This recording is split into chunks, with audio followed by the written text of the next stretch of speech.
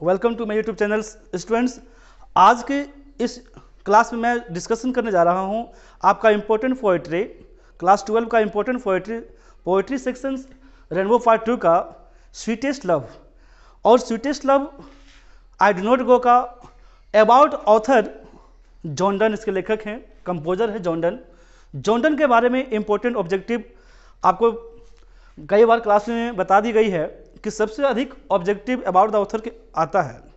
तो आप हमारे द्वारा बताए गए इस इम्पोर्टेंट ऑब्जेक्टिव को आप ध्यान से पूरे वीडियो देखें और पॉइंट को नोट करें। हम लाइव क्लासेस के माध्यम से इन सभी का audio sections, video section, PDF और टेस्ट हम अपने लाइव क्लासेस में ऐप में लेते रहेंगे। ऐप के जरिए ये सब प्रोवाइड करते रहेंगे। ये लाइव आने का एक ही मकसद है कि स्टूडेंट को इन्फॉर्मेशन मिल जाए कि लाइव क्लासेस हमारा शुरू हो गया है ऐप के जरिए। उस ऐप्स में आप अधिक से अधिक जुड़ें। 11 का अलग बैच, 12 का अलग बैच होगा और हम ऑडियो रिकॉर्ड कर उस ऐप में देंगे जिससे कि आपको जो है हर चैप्टर का ऑडियो मिले, सुनकर आप जो है लेसन को सही तरीके से समझ सकते हैं। तो सबसे पहले हम शुरुआत करते हैं आज का वीडियो और आप ध्यान देंगे रेनबो पार्ट 2 का ये पहला पोएट्री सेक्शन है, sweetest love I do not go. ये पहले से लिखी होती है, ऐसा इसलिए ताकि वीडियो आपका थोड़ा छोटा हो जाए और आप सही तरीके से इसको समझ सकें, टाइम आपका वेस्ट नहीं हो। तो ध्यान देंगे, पहला ऑब्जेक्टिव हमारा है sweetest love I do not go. किसने लिखा? Sweetest love I do not go composed bye. इसके लेखक कौन है? तो इसके लेखक होंगे, सबसे पहले इनका लेखक का नाम हर किसी को याद करना होगा, मैं कई वीडियो में बता चुका हूँ, क्लास में बता चुका हूँ, जॉन डन। जॉन डन का जन्म, John Donne was born in, John Donne का जन्म कब कहाँ हुआ? तो ध्यान देंगे, लंदन इंग्लैंड 1572 1572 ईस्वी में इनका जन्म लंदन में हुआ। और जॉन डन बिलोंग्स टू कहने का मतलब है कि उस वक्त जब जॉन डन का जन्म इंग्लैंड में हुआ था, Catholic anti Catholic means Roman Catholic और एंटी कैथोलिक के बीच आपस में जो है मतभेद चलते रहता था, काफ़ी परेशानियां होती थी। तो जॉन डन का जो जन्म हुआ था ये कैथोलिक फैमिली में हुआ था, जिसको कि हम लोग जानते हैं सिलेबस के आधार पर रोमन कैथोलिक फैमिली। तो जॉन डन का जो धर्म है, जॉन डन जिस धर्म से आते हैं वो है कैथोलिक फैमिली से। John Donne was the founders of metaphysical poetry. ये अग्रदूत हैं, जन्मदाता हैं, काफ़ी फेमस हैं, फाइनूर हैं। कहने का अर्थ हुआ कि जॉन डन को हम लोग जानते हैं मेटाफिजिकल पोइट्री के अग्रदूत, मैसेंजर। मूल रूप से आपको याद रखना है जॉन डन का जो इंपॉर्टेंट ऑब्जेक्टिव आता है कि ये कौन से पोइट हैं। ध्यान देंगे आप, दोनों ऑब्जेक्टिव आपके सामने है। मेटाफिजिकल पोइट के नाम से हम इसे जानते भी हैं, जॉन डन नॉन एज, ये जाने जाते हैं मेटाफिजिकल पोइट। मेटाफिजिकल पोइट के बारे में मैं विशेष क्लास में आपको बता चुका हूं और आप ऑडियो सेक्शन में पूरा सुनेंगे। मेटाफिजिकल पोइट आध्यात्मिक कवि, ये आध्यात्मिक कवि हैं।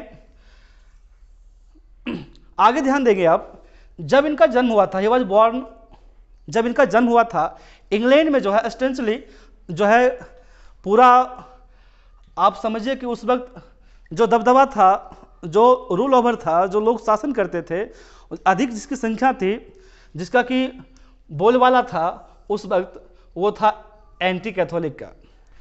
तो एंटी कैथोलिक का बोलबाला था इंग्लैंड में जब जॉन डन का जन्म हुआ था। जॉन डन के परिवार जो है रोमन कैथोलिक से बिलोंग करते हैं, अर्थात जॉन डन भी जो है रोमन कैथोलिक फैमिली से बिलोंग करते हैं। तो कैथोलिक एंटी कैथोलिक के बीच वहाँ हमेशा मतभेद होते रहता था, जिस कारण से जॉन डन को जो है फोर्स बलपूर्वक, John Donne was force to leave, इन्हें बलपूर्वक जो है यूनिवर्सिटी को छोड़ना पड़ा, निकालना पड़ा। वो यूनिवर्सिटी था ऑक्सफोर्ड यूनिवर्सिटी। ऑक्सफोर्ड यूनिवर्सिटी से इन्हें निकाला गया था बलपूर्वक, जैसा कि आप अपने सिलेबस में देख सकते हैं।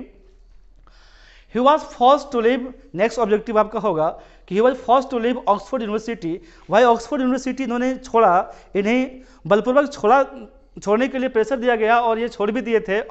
इसका कारण क्या था? इसका कारण था, आपको बता दिया हूँ, वह इनका धर्म, Catholic anti Catholic. Anti Catholic का जो है पूरा उस वक्त दबदबा था, बोलबाला था इसका। और ये बिलोंग करते थे रोमन कैथोलिक फैमिली से, जिन कारण से जो है इनके बीच में जो आड़े आया वो था धर्म। धर्म के नाम पर यहाँ भी इन्हें जो है ऑक्सफोर्ड यूनिवर्सिटी को छोड़ना पड़ा था जॉन डन को। बाद में इन्होंने अध्ययन किया, जॉन डन स्टडीज इन्होंने अध्ययन किया था बोथ दो में, लॉ एक कानून में, एक थियोलॉजी और लॉ इन्होंने दोनों अध्ययन किया। जॉन डन ऑल्सो पार्टिसिपेटेड, इन्होंने जो है उसके बाद भाग लिया था 2 नवल एक्सपीडिशंस, नौसैनिक अभियान में, 2 नौसैनिक अभियान में इन्होंने भाग लिया था। और इन्हें जो है सेंट, इन्हें भेजा गया था, बाबू ध्यान देंगे आप फिर से, कि John Donne briefly sent to prisons, इन्हें जेल भी भेजा गया था फॉर हिज सीक्रेटली, माने गुप्त रूप से चोरी चोरी चुपके चुपके जो है इन्होंने शादी कर लिया था हिज पैट्रॉन्स निस से। इनके जो संरक्षक थे, जो अंगरक्षक थे, उनकी जो भतीजी थी, उनसे इन्होंने जो है चोरी चोरी चुपके चुपके मोहब्बत कर लिया था, नैनाचार हो गई थी, बिना विचार किए उनसे शादी किया, तो फिर जेल तो जाना ही पड़ेगा निश्चित तौर पे, और वे जेल गए। जहाँ मोहब्बत चोरी चोरी चुपके चुपके होता है, वहीं मोहब्बत की दास्तां लिखी जाती है, और आपको मालूम है चैप्टर का नाम है sweetest love I do not go. Next objective मैं आपको जो है बताऊंगा। जॉन डन जिन्होंने 42 ईयर्स की अवस्था में जो है ऑर्डिनेशन को जो है क्वालिफाई किए थे, एक्सेप्ट किए थे, उन्होंने स्वीकार किया था, और एंग्लिकन चर्च में ये पादरी का काम, उपदेशक का काम शुरू किए। गिरजाघर में इन्होंने जो है एंग्लिकन चर्च जो है, गिरजाघर जो है इंग्लैंड का, वहाँ इन्होंने जो है टीचर्स, एक उपदेशक का काम किया, और अपने ज़माने के सबसे ग्रेटेस्ट टीचर्स, अपने ज़माने के, हिज टाइम, याद रखेंगे ऑब्जेक्टिव, अपने ज़माने का, ना कि किन्हीं और के ज़माने का, समय का, या अपने समय का जो है एक महान उपदेशक बन गए थे।